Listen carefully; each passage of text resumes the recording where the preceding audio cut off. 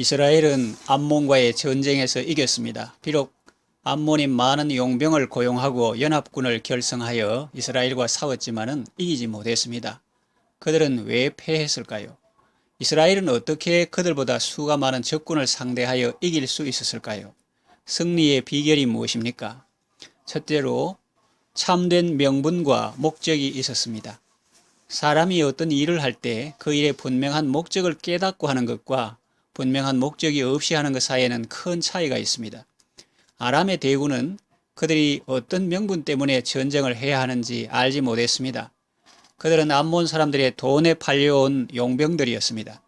적당히 눈치만 봐가면서 전쟁에 임하는 척 하기만 하면 되었습니다. 뿐만 아니라 그들은 다국적 군대였습니다. 여러 아람 왕국의 군사들로 이루어졌습니다. 당시 아람은 여러 소국으로 나누어져 있었습니다.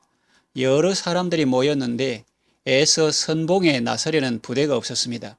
이들은 무엇 때문에 싸워야 하는지, 무엇 때문에 값비싼 피를 흘려야 하는지 분명한 목적을 알지 못했습니다. 그렇기 때문에 그들은 요압의 소수 정예 부대가 공격에 왔을 때 손 한 번 서지 못하고 달아났던 것입니다. 13절에 나오죠. 반면 요압의 정예 부대는 어떠했습니까? 그들은 분명한 목적과 명분을 가지고 전쟁에 임했습니다. 12절을 보면 그들은 그 싸움이 자기의 백성과 하나님께서 자신들에게 주신 성읍들을 지키는 중요한 싸움이라는 것을 알았습니다. 또한 그들은 자기들의 싸움이 하나님께서 함께 하시는 의로운 싸움이라는 것도 알았습니다.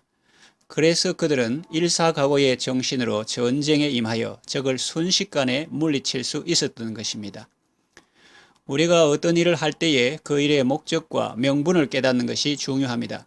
성도들은 무슨 일을 할 때 얼마나 많은 사람들이 그것을 하느냐에 관심을 두기보다 그 일이 과연 하나님께서 기뻐하시는 일인지 또 하나님께 영광이 될 만한 일인지에 먼저 관심을 두어야 합니다.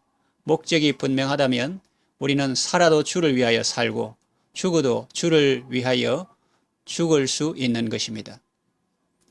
두 번째 승리의 비결은 이스라엘의 단합된 군대였기 때문입니다. 적들은 아람 사람들이었지만 하나가 되지 못하였습니다. 그들에게는 진정한 연대감이 없었습니다. 비록 그들이 한자리에 집결해 있었지만 서로 생각이 달라서 도저히 단결할 수 없었던 것입니다. 물론 하다데셀은 이와 같은 약점을 보완하기 위해서 총사령관의 소박을 임명하고 단일 지도 체제를 구축하긴 하셨습니다. 16절에 그 내용이 나오죠. 그러나 워낙 성격이 다른 무리들의 동맹이었기 때문에 이들의 움직임은 일사불란하지 못했습니다.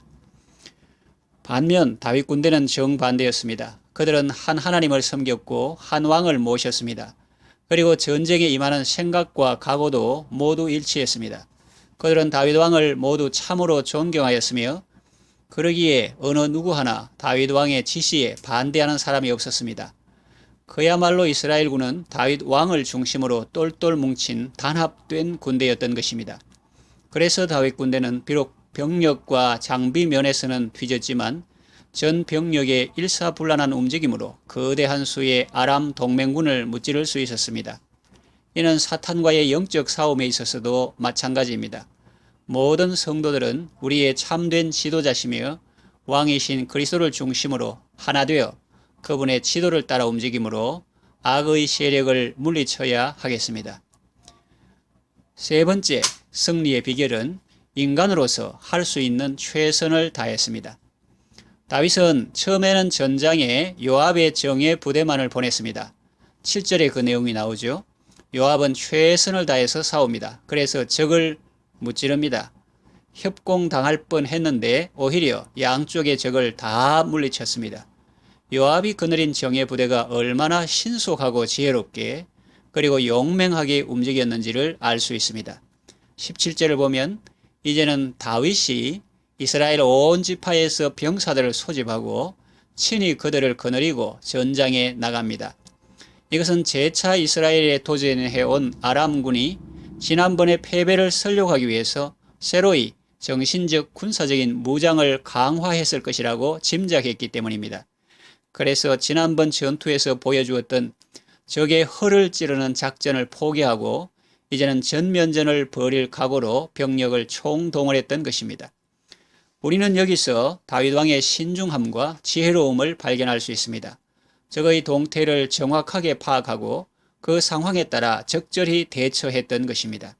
이것은 전쟁의 승패를 하나님께 맡김은 물론 인간으로서도 할 수 있는 최선을 다하는 진정한 신앙의 자세입니다. 하나님을 의지한다는 이유로 자기가 할 수 있는 일도 안 하는 것은 참된 신앙인의 모습이 아닙니다. 하나님께서 주신 지혜와 자원을 총동원하여 최선을 다해서 악의 세력을 물리쳐야 하겠습니다. 이제 말씀을 정리하며 마치겠습니다.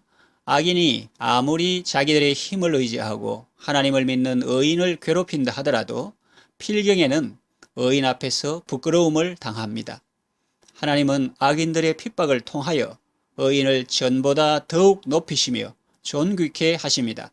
그러므로 악인들의 어떤 도전과 핍박 앞에서도 하나님을 의지하는 담대한 신앙으로 하나님의 놀라운 섭리를 바라보며 믿음으로 승리하는 삶을 살아가시기 바랍니다. 기도합니다. 하나님 아버지, 모든 성도들이 하나님 안에서 같은 목적을 가지고 한 마음이 되고 최선을 다함으로 어려움을 잘 극복하게 하시고 영적 전쟁에서 승리하게 하소서. 예수님의 이름으로 기도합니다. 아멘.